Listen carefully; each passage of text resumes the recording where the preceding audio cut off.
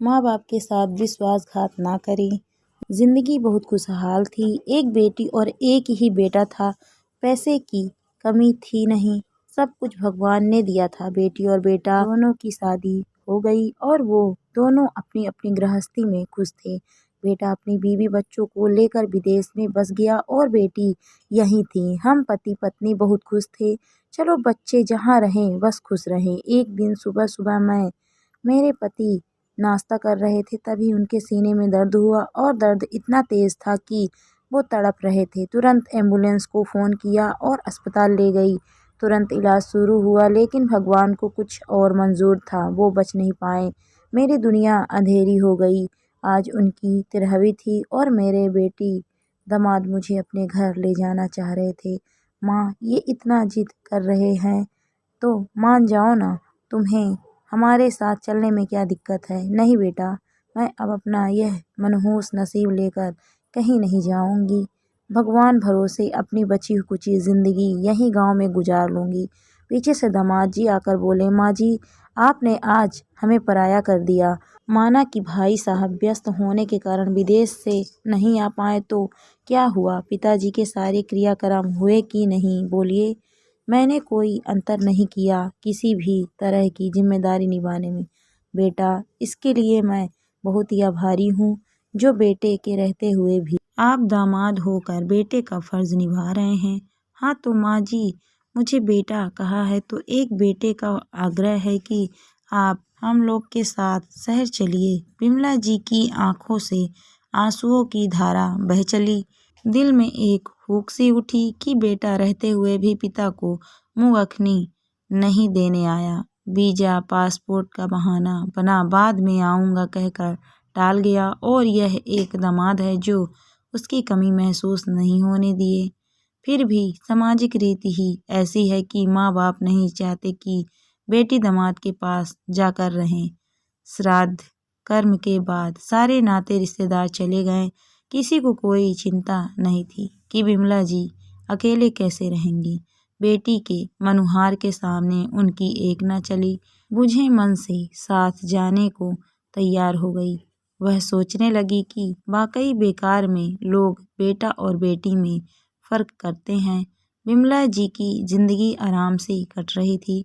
कुछ महीने बाद बेटा आया तो विमला जी ने गुस्से और क्षोभ के कारण बेटे से बात तक नहीं की। उसने लाख मिन्नतें की, लेकिन वह उसके साथ जाने के लिए तैयार नहीं हुई। बेटे ने बहुत मन्नत की। जब माँ राजी नहीं हुई तो आखिरकार हार मानकर बेटा वापस चला गया।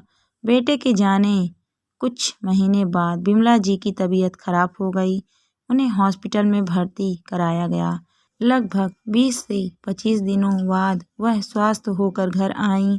बेटी दामाद की सेवा से वह भाव विभोर थी और सोच रही थी, अगर बेटी दामाद इतने अच्छे नहीं होते तो वो कहाँ जाती।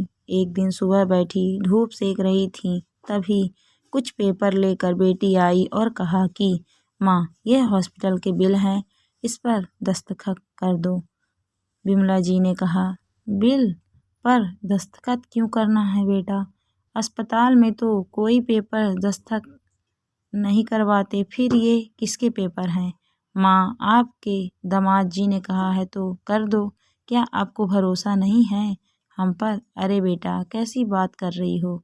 इसमें भरोसा की क्या बात है, लाओ कर दूँ। और उन्होंने उन पेपरों पर साइन कर दिया और फिर वो भूल गईं, क्योंकि उनके दिल में कोई बात थी नहीं। महीने दिन बाद गांव से रिश्ते के देवर विमला जी से मिलने आए। आओ भगत के बाद उन्होंने कहा कि भौजी, आप कभी गांव आती नहीं, सो मैं कुशल छेम पूछने चला आया।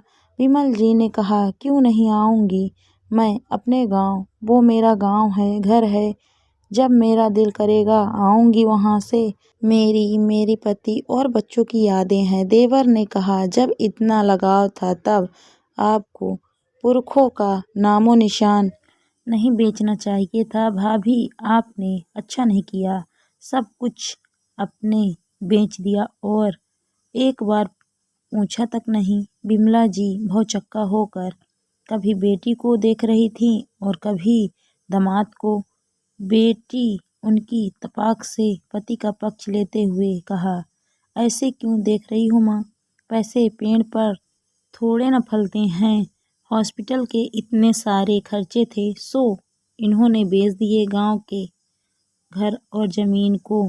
तुमने ही तो साइन किया था उन जमीन के पेपरों पर। विमला जी निशब्द थी, बस उनकी आंखों से पश्चाताप के आंसू गिर रहे थे और दिल यही कह रहा था कि शायद गिरगिट भी अपना रंग इतना जल्दी नहीं बदलता होगा जितना जल्दी इस बेटी दामाद ने बदला है। अगर वो मांग लेते तो खुशी खुशी उनको दे देती, लेकिन ऐसे धोखे से सब कुछ बेच दिया। दामाद तो पराया था, उससे क्या गिला, लेकिन बेटी तो अपनी थी ना। लेकिन जब लालच की पट्टी आंखों पर पड़ जाए तो कोई अपना पराया नहीं देखता। अब विमला जी को खून के आंसू पीकर रहना ही पड़ा था, क्योंकि अब तो वो गांव भी नहीं जा सकती थी। ऐसे माँ बाप के साथ विश्वासघात ना करें। दोस्तों, कहानी आपको कैसी लगी कमेंट करके ज़रूर बताइए। कहानी अच्छी लगी तो वीडियो को लाइक शेयर करें। अगर आप मेरे चैनल पर नए हैं तो प्लीज़ मेरे चैनल को सब्सक्राइब भी करें। Thank you for watching my video.